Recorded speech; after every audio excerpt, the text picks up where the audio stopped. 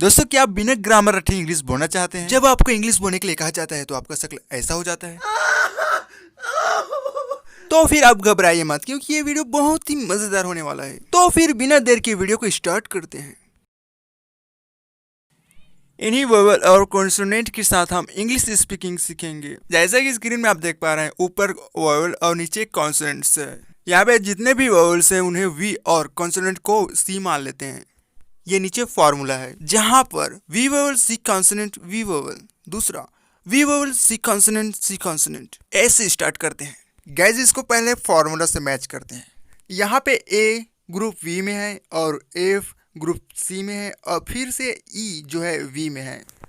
तो फिर हम इसको लिखेंगे वी सी वी, जो फॉर्मूला नंबर 1 की तरह है और इसे अ के लिए यूज करते हैं, इसलिए पहले एग्जाम्पल का उच्चारण अफेक्ट होगा, फिर इसी तरह से बाकी का। अब देखते हैं फॉर्मूला नंबर 2 पे। इस वाले एग्जाम्पल में एक वोवेल के बाद दो या एक कॉन्सोनेंट है।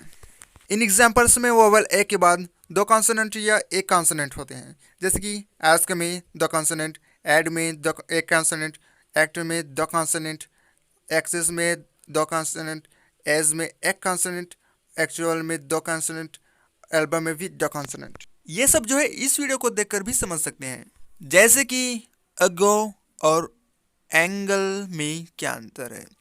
तो देखिए, यहाँ पे अगो एक मतलब व्यंजन है, एक कॉन्सोनेंट है, जबकि एंगल में दो कॉन्सोनेंट है। तो पहला वाला होगा A to O V C V, vowel consonant vowel, और फिर दूसरा वाला जबकि इसमें दो कॉन्सोनेंट है इसलिए ये होगा ए, जिसको हम वोवेल या स्वर बोलते हैं, तो एक स्वर, और दो कॉन्सोनेंट है इसलिए इसको दो सी, दो कॉन्सोनेंट डबल सी, इसलिए पहला वाला अगो और दूसरा वाला एंगल। अब देखते हैं ई का प्रोनाउंसिएशन, उच्चारण। यहाँ पे ई वोवेल है इसलिए वी, सी कॉन्सोनेंट है इसलिए सी, और ओ वी। मतलब कि यहाँ पे अगर देखा जाए तो कॉन्सोनेंट जो है एक है और वोवेल्स दो है। यहाँ पे फॉर्मूला बना देते हैं वी सी वी और वी सी सी का। तो वी सी वी है ई, तो ई का उच्चारण होता है ई, अगर वी सी सी है तो इसका उच्चारण ए होता है। इसलिए ये वाला जो है ये इको, और सेकंड वाला ईगो, और लास्ट वाला इफेक्ट, या इसे अफेक्ट भी बोल देते हैं इफेक्ट को।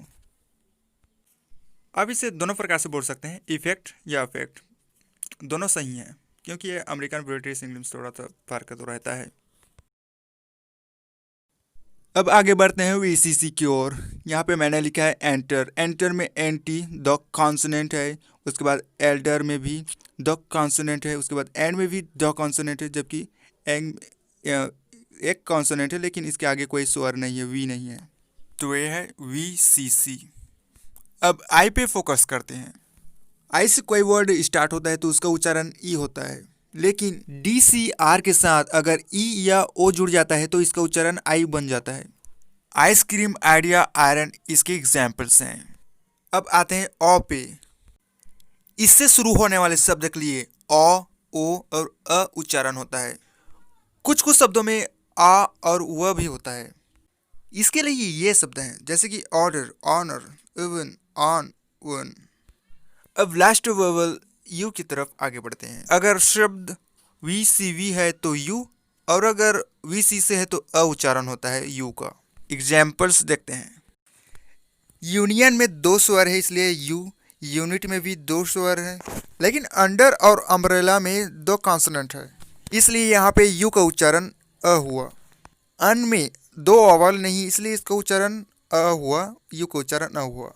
सो गाइज, आज के लिए इतना ही। वीडियो अच्छा लगा तो लाइक कीजिए, अगर चैनल को सब्सक्राइब नहीं किए तो सब्सक्राइब कीजिए। फोनेटिक सिंबल और वोवेल कॉन्सोनेंट के बारे में अगर डिटेल से जानना है तो ये हमारे और वीडियो से इनमें से आप जाकर देख सकते हैं।